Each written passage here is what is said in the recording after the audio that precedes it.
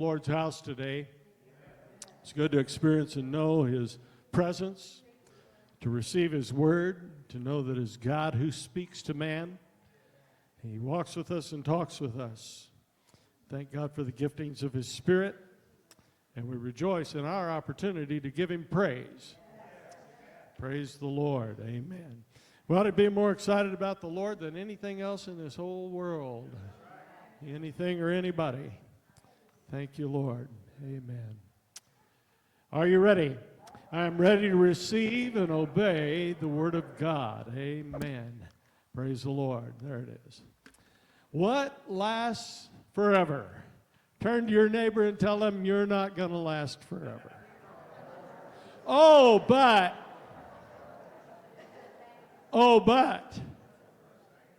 Yes, you are. Yes, you are. My grandmother, an amazing prayer warrior, woman of God, just a remarkable way to live.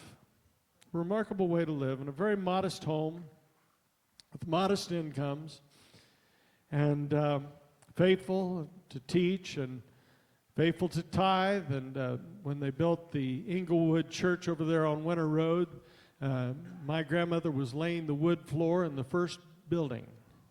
I should have hired her to come do mine. It would have been cheaper. But God was very faithful to my grandmother. She lived to be 99 years of age. I was shooting for 100, but 99 was pretty good. If you had asked her how she made 99, she would tell you church's chicken.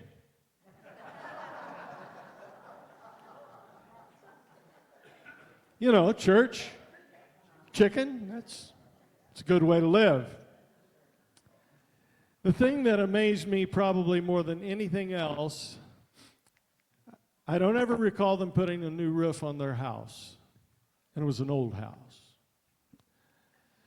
I know that she had a Maytag Ringer washing machine, because nothing cleans like a Ringer. Was 70 years old, and she could have had a brand new washing machine from Maytag if she would give them hers, but she wouldn't do it. She told my dad, an electrician, he said, put a new motor on it. And he put a new motor on it, and it was still running on the day she died. Ringers always scared me. I always thought I'd get put through that thing and flatten me out. She had avocado green Frigidaire appliances that lasted for, I don't know, early 70s until the day she died. They had a freezer. It was kind of round on the top, and it really didn't look like a freezer to me, but a pre-World War II freezer. I did not say frost-free. A pre-World War II freezer that was working on the day she died. We just bought a new washer and dryer. We had to. The old ones went out. Talking to the salesperson, we were told you'd be lucky if you get 8 years out of this one. Well, that stinks. I've got socks in my drawer way older than 8 years now. Come on. What lasts forever? We are hopeful that the last two vehicles that we bought a car for me, but somehow it ended up being Esther's. And then the other car we had to buy because a vehicle of ours was totaled, and so we bought two cars, and I thought, if these could be the last two cars we ever buy, wouldn't that be great? Just drive them till they drop. But it is apparent that they're not going to last forever. Seems like we live in such a cheaply built world that nothing lasts, nothing endures. It always changes. And of course, even if your clothes are still looking good, you have to change them to keep up with the style. Why, I don't know. I mentioned in Sunday school class, why do you go buy a $200 pair of jeans at the store that have open cuts and holes all over them? I don't understand. What lasts forever? As we have heard today in this service, I'm preaching exactly some of the things that we've heard. And that always excites me, because you always go into a week thinking, Lord, what do you want for your people? What do you want preached for your? This is not just open the Bible, flip a page, and say, well, I'll preach from that, or just a theme that, I might just preach that one, or whatever the case might be. The reality is we're always wanting to know, God, what do you want for your people? There's a total different mindset of true biblical Pentecostal preaching that should revolve around that simple phrase, what is the Spirit saying to the churches? What is the Spirit saying? And I'm thankful today to see the alignment that God has placed upon this service today as we speak on the subject, what lasts forever? And there are, of course, 7 things that I want you to consider today. What lasts forever? Number 1, the sovereignty of God lasts forever. I love the word sovereignty. You'll notice in the middle part of that word is the word reign. R-E-I-G-H-N.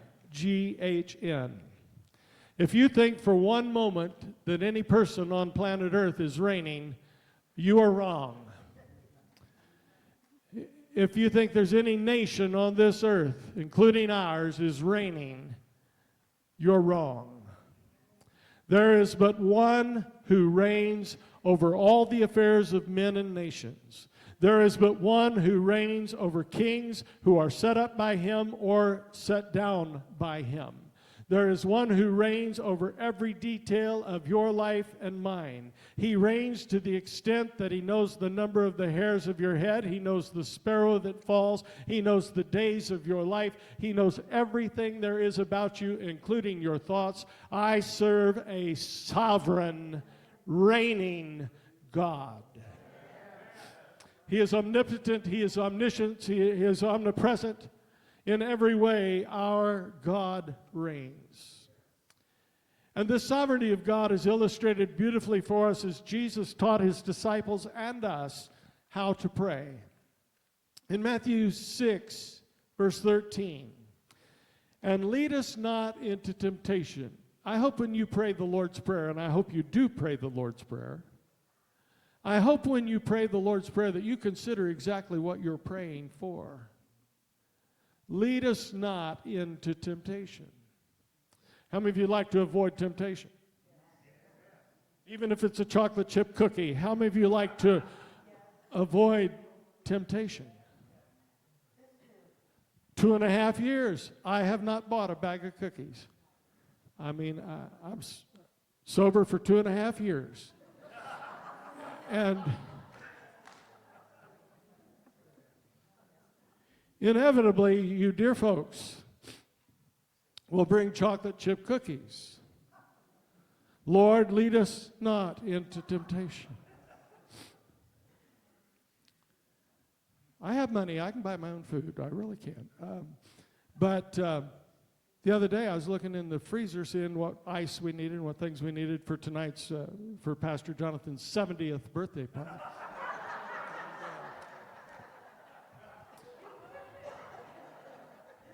We always try to look ahead in this church.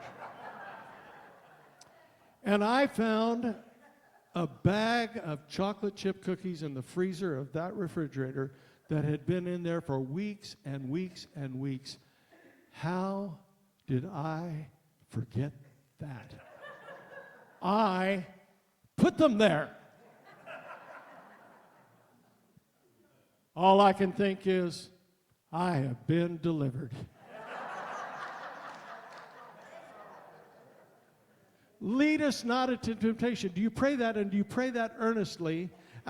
Why do we like temptation? Why do we receive temptation? Why do we allow temptation to come into our thoughts, into our minds, into our body? Why do we allow that to happen?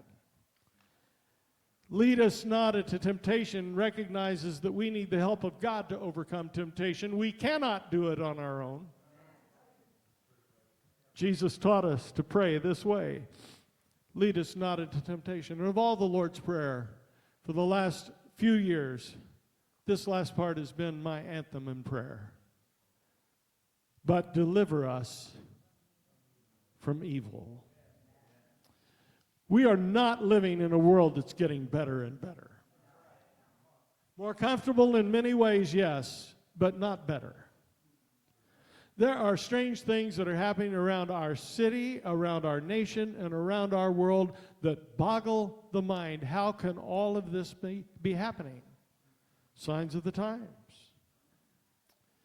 And we look at all the evils that are ever about us. Violence, immorality, perversion, deceit, a falling away first.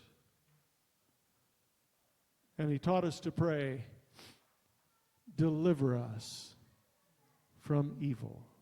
How many believe God answers prayer? Lead us not into temptation, deliver us from evil. So is he able to do that? Indeed, he is able.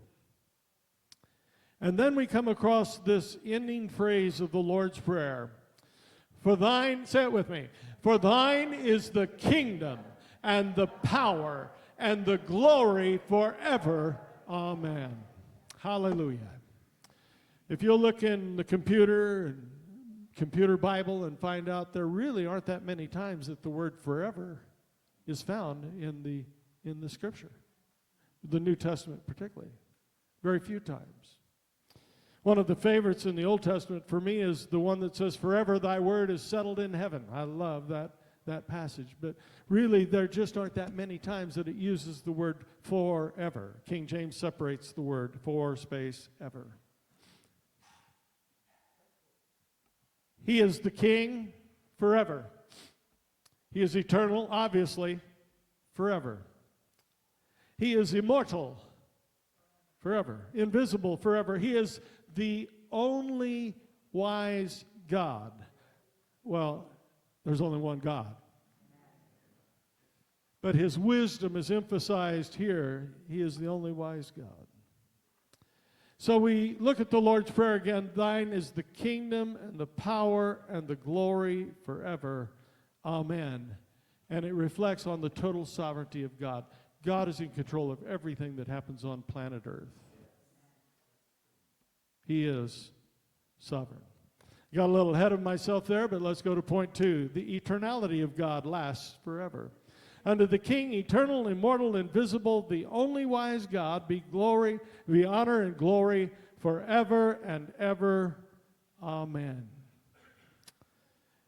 Do you look at the different expressions in theology of the essence, the nature of who God is, his attributes, if you will, and you'll find that there are many more than you could possibly count.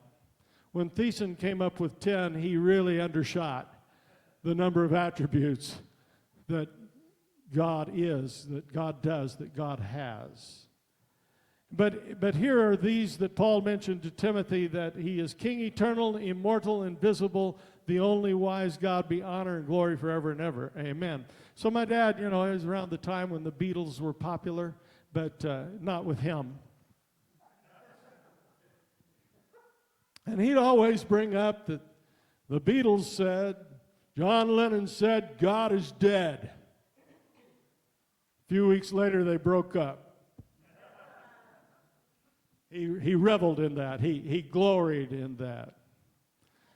I can assure you that John Lennon has no theology and doesn't know anything about God and his existence. God always has been, God is, God always will be. He is the eternal God, our refuge, and underneath are his everlasting arms. He's the eternal God. He is the immortal God. He is the invisible God. We've got all these Marvel movies that are out there, one after another, after another, after another, showing these incredible things and powers that people have. You watch the little children's cartoons and they talk about these powers. They have powers to do this, that, and the other thing when you know that's not true. It's a hoax. It's deceitful in every way.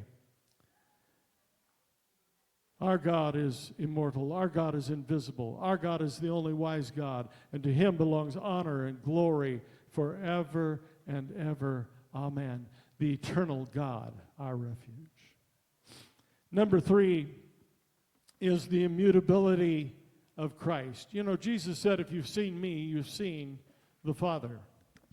One of the great verses that we enjoy, and of course the Foursquare Gospel is a requirement in their churches to have this verse displayed in their buildings. And we're not Foursquare, but it is displayed in our building on that stained glass I'm looking at. Every time I'm preaching, I get to look at that. Jesus Christ, the same yesterday, today, and forever. He is the eternal Son of God. He didn't come into existence at his birth in Bethlehem. He is the eternal Son of God. He is the maker of the worlds. He spoke these worlds into existence. And that he is the same yesterday, today, and forever. I've been around you folks, many of you, for many decades, and you are not the same.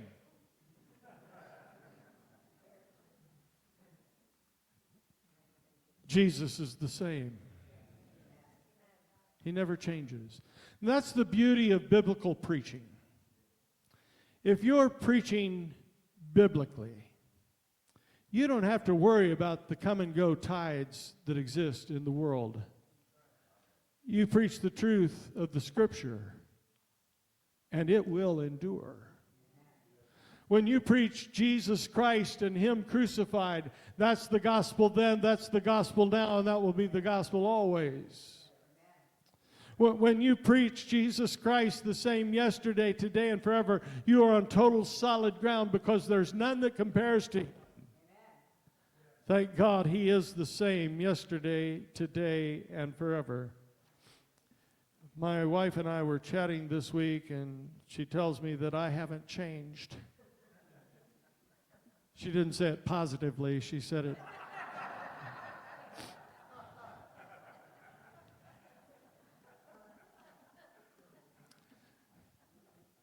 No, I've changed. You know what the doctor told me this week? He said, you need to go buy a jump rope and start jumping rope.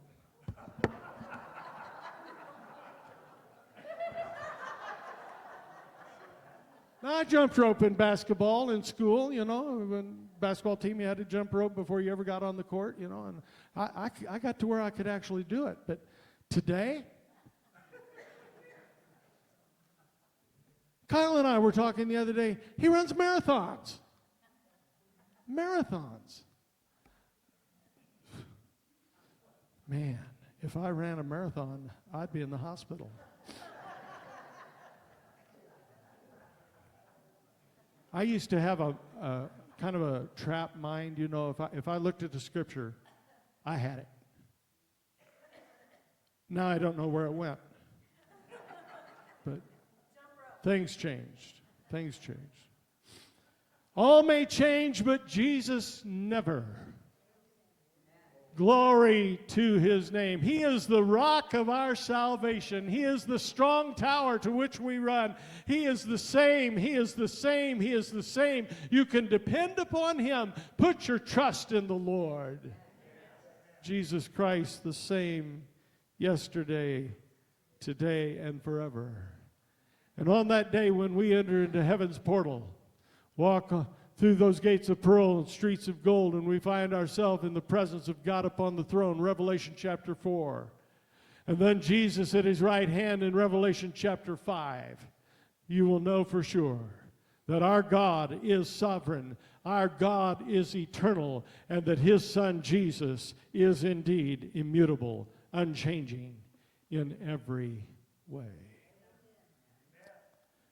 Number 4, the Word of God does not change.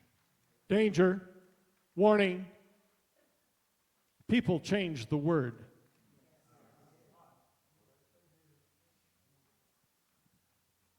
But the Word of God does not change. The infallibility of the Word of God. We preach the Bible, we only preach the Bible. We have no other resource that we can rely on compared to Scripture itself. Not one jot, not one tittle will pass. Heaven and earth will pass away, but my word shall not pass away. The infallibility of the Word of God. We begin in 1 Peter chapter 1, verse 22. Seeing you have, who does it? You do. You have purified your souls. Some people are waiting on God to do this action in them, and He does, but you have to do this as well. You have purified your souls in obeying what? The truth. How many of you know the truth will set you free? Yes. Hallelujah. Thank God for freedom that comes by obeying the truth. What happens then if you disobey the truth? The opposite would be the case. We purify our souls in obeying the truth. We do not cause the Scripture to align with what we want, what we think, or what our intelligence tells us. We align our lives, our thinking, our mindset, our lifestyle. We align it with what God's Word says, because God's Word is truth, and there is no substitute for it. You purify your souls in obeying the truth. What did the psalmist say? Wherewithal shall a young man cleanse his way? By taking heed thereto, and thy word have I hid in my heart, that I might not sin against thee. The Word purifies the soul. So the more of the Word you get into your life, guess what? The more purity comes into your life. The more you receive and meditate on and memorize, feast on the truth, the more your souls are purified. How did this obedience come? Through the Spirit, unto unfeigned love of the brethren, seeing that you love one another with a pure heart fervently. That only comes from God. The Bible tells us that God is love. Love doesn't exist outside of God. Oh, the world talks about it, but they don't know what they're talking about. God's love is in our lives, and we love one another with a pure heart fervently. Many times you'll hear somebody say, well, I love you, but I don't like you. You might want to recalculate on that. There ought to be such a bond of love in the body of Christ that we consider their own life more important than our own. Loving one another. Greater love hath no man than this, that a man would lay down his life for his friends. You are my friends if you do whatsoever I command you. We love one another with a pure heart fervently. So we purify our souls, we're obeying the truth, we're living in the Spirit, according to the Spirit. We love one another with a pure heart fervently. Why did all this happen? Because we are born again. Is there anybody in the room born again? Well, this is what a great way to live. But notice the word that precedes it. Being born again. Completely contains that aorist tense, that be and keep on being born again. Being born again, not of corruptible seed, but of incorruptible. How? By the word of God, which liveth and abideth forever. Let me warn you about false teaching in our day.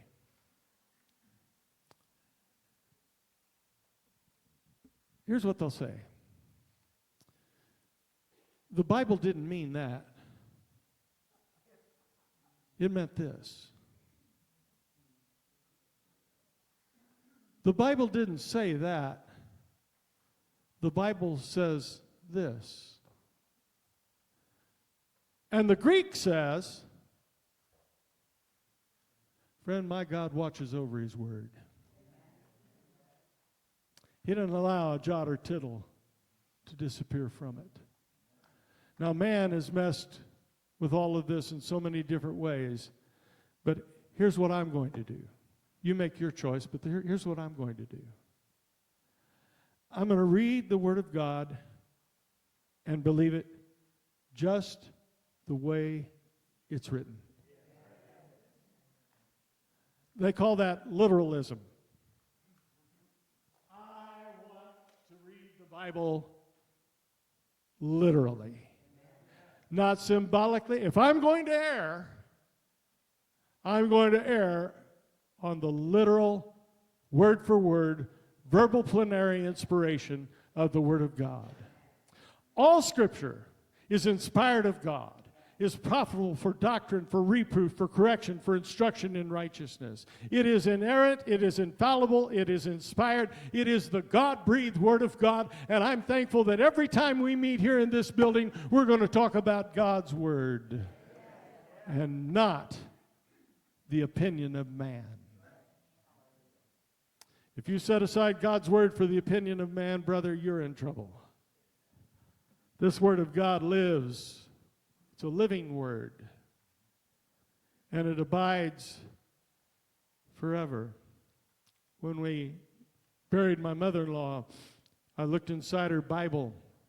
I wanted to see what her favorite scripture might be, that I'd preach on it. And in the inside flap of her Bible, it said, the Bible is the only book you will ever read that every time you open it, the author is present. I said, church, it's a living Word. It is the truth. It is the truth of God revealed to man, given to man. Infallible, inerrant, inspired. It is the Word of God. It lives. And it abides forever. Now all flesh is grass. All the glory of man is the flower of grass. The grass withereth, and the flower thereof falleth away. But the word of the Lord endures forever. Now, if I were Oral Roberts, this is what you'd have to do. The word of the Lord endures forever. Say it. Now say it like you mean it. Raise your right hand and say it. Stand up and say it. Well, that's Oral Roberts. Okay. But by the time you do that, you remember it. I didn't make you stand because we don't have time for that. But if you know that you've got a purified soul, you're living right. And if you know the truth that sets you free, and you have the Spirit abiding in you, leading you, guiding you, directing you into all truth, and if you have love for one another, and you have the Bible, yes, that's the book for me, basic instructions before leaving earth. The Word of God lives and abides forever. I've preached some dead sermons in my lifetime. 1 or 2, 3, 400. But that word is always life. Jesus said these words, John 6:63. The words that I speak to you, they are spirit and they are life. The letter kills. The flesh profits nothing, but the words that I speak to you, they are spirit and they are life. Thank God for the infallibility of the Word of God. It endures forever. And this is the word which by the gospel is preached unto you. Now listen, there is always place for teaching. Always. It is mentioned among the gifts of ministry, preaching and teaching. But you know what? The longer I live, the less preaching there is.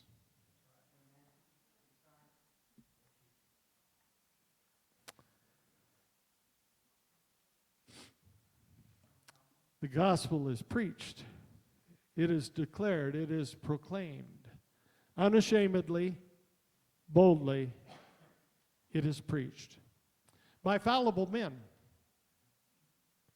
Yet, the word goes forth, and it is true and infallible. Thank God for the infallibility of Scripture. Next, there is the immortality of the faithful. I kind of tricked you a little bit in the beginning of this message. Nothing lasts forever, which includes you, but the reality is we're only speaking of our bodies. 1 John chapter 2, verse 15, love not the world, neither the things that are in the world. We need to have less and less attraction for the world and more attraction for heaven. Particularly when you turn 60.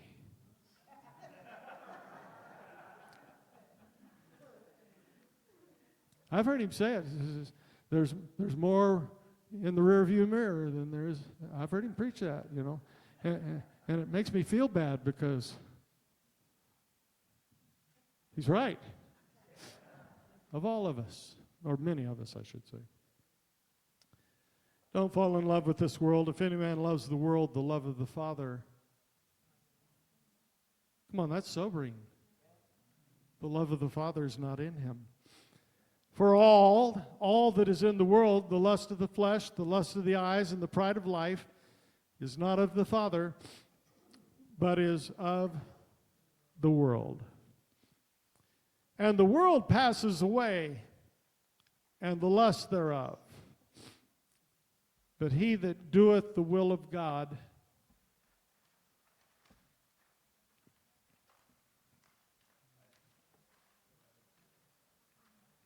he that doeth the will of God abides forever. Okay? Does God have a will?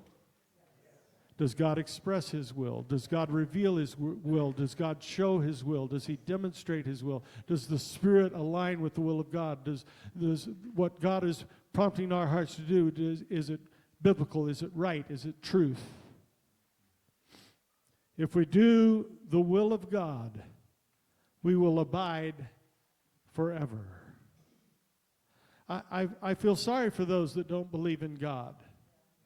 I mean, what hope do you have at the death of your loved one that you will never see each other again? What hope do you have at the time the doctor says you have a limited time to live? What happens then to them? For the believer, there should be and is a perfect calmness. God certainly brings grace into every situation of our lives throughout the course of our lives, young and old. God gives grace to us. But his presence is so real and it's so near. I've experienced this. It is an incredible thing because you think of yourself, I'm going to be terrified when I walk through that valley of shadow of death. And you're not. Simply because you know the truth of God, that we are not temporary beings, we are eternal beings. Created in the image and the likeness of God. Because he lives, we'll live also. Thank God, the immortality of the faithful. Next, the exaltation of God and the Lamb. Revelation 5:13 and 14. Every creature which is in heaven and on the earth and under the earth, and such as are in the sea, all that are in them heard I saying, blessing and honor and glory and power. Did you hear when Rebecca was speaking what exactly she was saying? It's like she had my notes.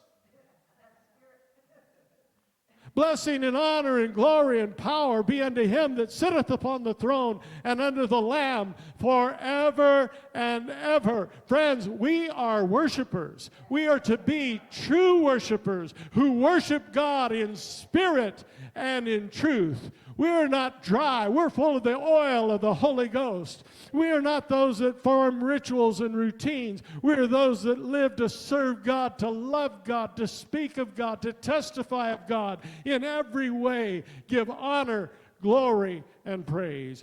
All the glory belongs to him.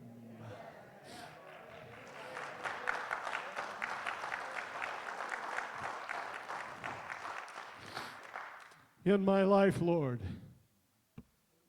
Be glorified. Be glorified today.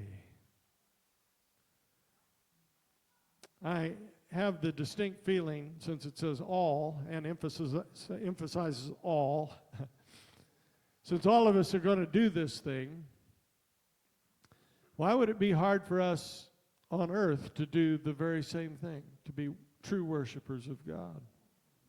Certainly it's the will of God that we do that. Let everything that hath breath, praise the Lord. I'm looking around for those that don't have breath.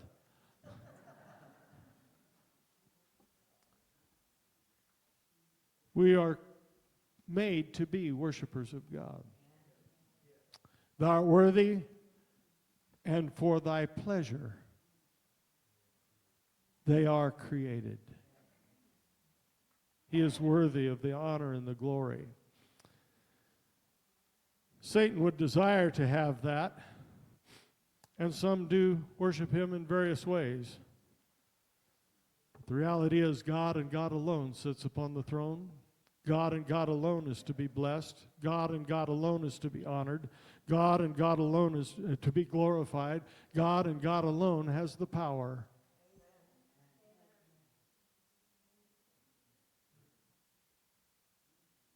All that are in them said these words, unto God and the Lamb forever and ever. And the four beasts said, Amen. And the 24 elders fell down. I like that part. Fell down and worshiped him that liveth forever and ever. Finally, the authority of Almighty God. Revelation 11, verse 15, and the seventh angel sounded, and there were great voices in heaven saying, the kingdoms of this world are become the kingdoms of our God and of his Christ, and he shall reign forever and ever. I'm thrilled every time the Kansas City Chiefs win a Super Bowl, and I'm heartbroken every time they lose one. But I'm really thrilled with this. This reign of God, this authority of God, this superiority of God, the greatness of our God, the omnipotence of our God is on full display here. The kingdoms of this world are become the kingdoms of our Lord and of his Christ, and he shall reign forever and ever. I love the image in Daniel when a rock, something is hewn out of the rock and cast down to destroy the image. I love the thought that Jesus one day will return just as you've seen him go into heaven. The Son of Man will come in like manner as you've seen him go. And when he comes in all of his glory with his angels and with his saints, you will know that the kingdoms of this world are nothing. They become the kingdoms of our Lord and of his Christ, and he shall reign forever and ever. In the previous passage that we read, it was the 24 elders that fell down and worshiped.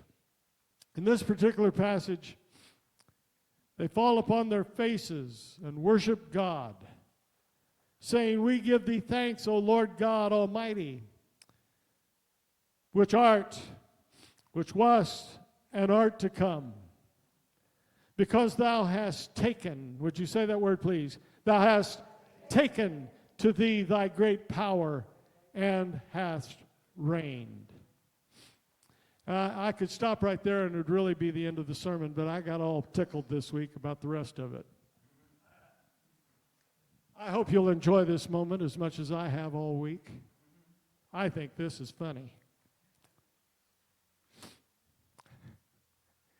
And the nations were angry. Let me have your eyes. The nations were angry.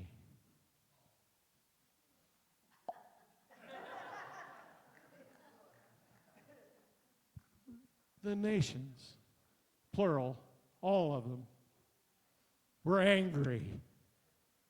I think they need a psychologist. The nations were angry But thy wrath is come. And the time of the dead that they should be judged, that thou shouldest give reward. So we've got wrath, judgment, reward. That thou shouldest give reward unto thy servants the prophets, and to the saints, somebody say glory.